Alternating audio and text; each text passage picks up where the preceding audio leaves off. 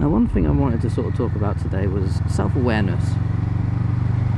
And I'm not talking about self-awareness where people these days are seemingly making the conscious effort of making themselves look silly.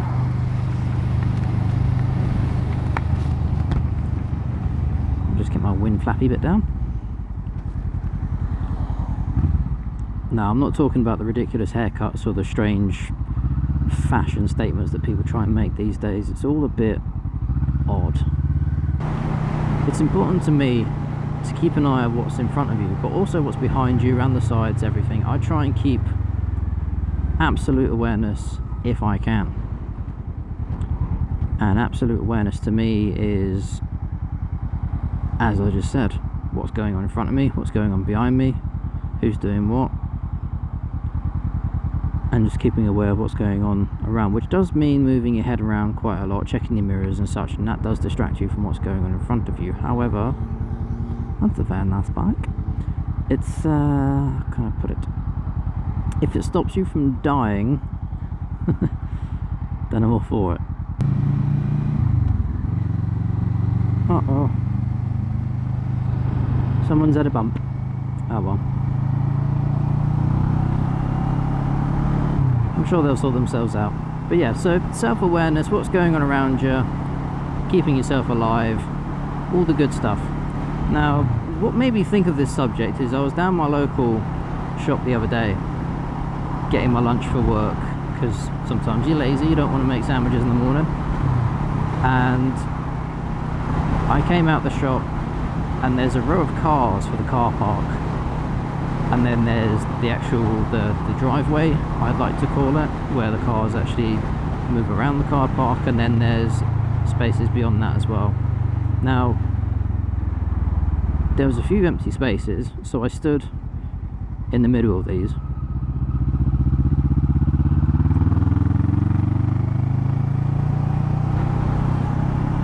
And I'm looking left, I'm looking right, you know, green cross code and all that, keeping aware of what's going on. And from my left to my right, this lady walks past, and she's no older than I am. And as far as I can tell, she's not distracted by a mobile phone, she's not got anything in her hands. I didn't really look, but she just bumped into me, and I'm thinking, oh, hello.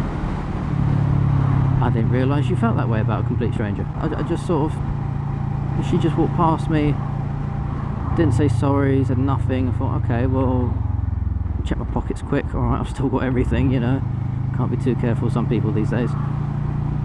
And then she walked to the car that was parked on my right, and the reverse lights are on, and she walked straight into the damn thing. You know, the exact moment where the car starts moving backwards, she just walked straight into it, and I'm thinking, are you okay? Not in the physical sense, I mean, you just bumped into a freaking car, you idiot, but in the mental sense, I mean, is everything okay up there? Are you distracted? Are you, you know, are you in need of some help? And then I thought, well, with the advancement in technologies these days, everything becomes drastically easier, and that goes for motorcycles as well. Now, I did watch a video which Cockney put up first thing in the morning, and he explains about the things that he'd like to see and not see on motorcycles and such and la-di-da-di-da. And it's an interesting watch. And one of the things he touched upon was automatic gearboxes, ABS, a few other things in there as well.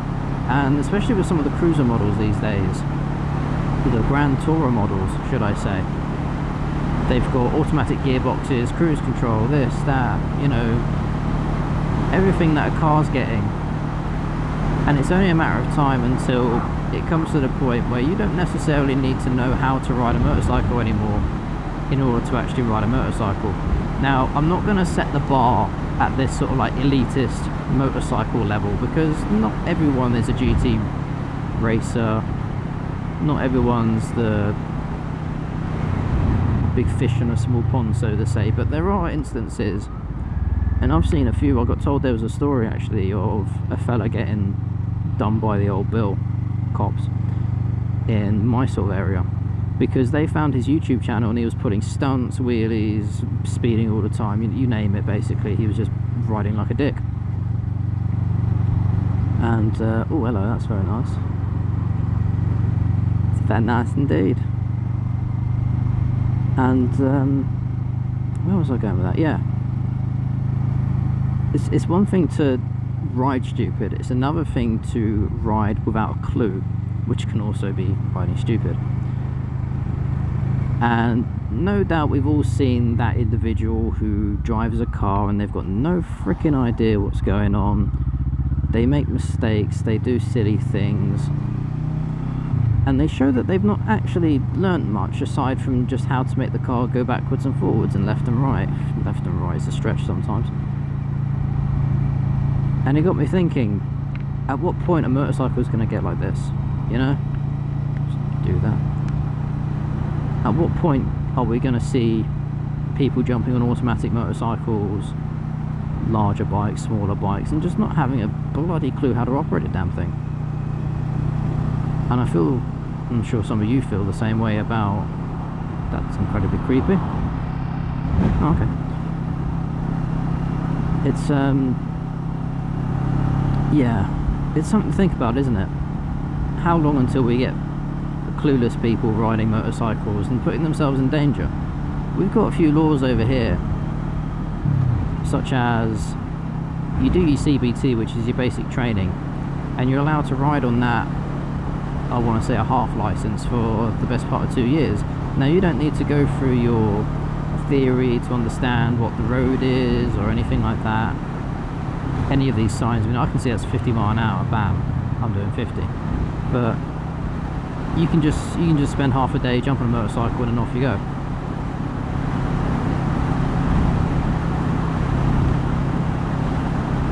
And those are the sort of clueless, more the clueless riders. And they're required to ride with L plates, and they are also required to be limited to a 125cc motorcycle, which is nice and small, although that will still get you up to 60 mile an hour in a bunch. And what was happening years and years and years ago were young lads were getting very large bikes. We're talking 1000cc's, all this monstrous kind of power, and they were just, like I said, riding like dicks, killing themselves, blowing engines, just not being good. I'm trying to get my words out, but you can tell I'm struggling at the moment, can't you? Just not being a smart rider. So some of these laws came into place, and we can agree with some, disagree with others, but for the most part the death toll has come down, because these young people aren't striving to reach 100 miles an hour on a ridiculous stretch of road because their bike can do it, so why can't they? You know, it's an interesting thought.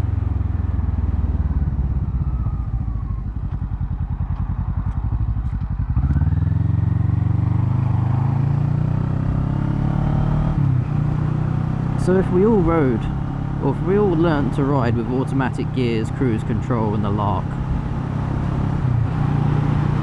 systems that basically drove the vehicle for you, sensors so you didn't rear end the vehicle in front and such, it's a scary idea that we could let almost any idiot get behind the handlebars, in the saddle, behind the wheel, for example.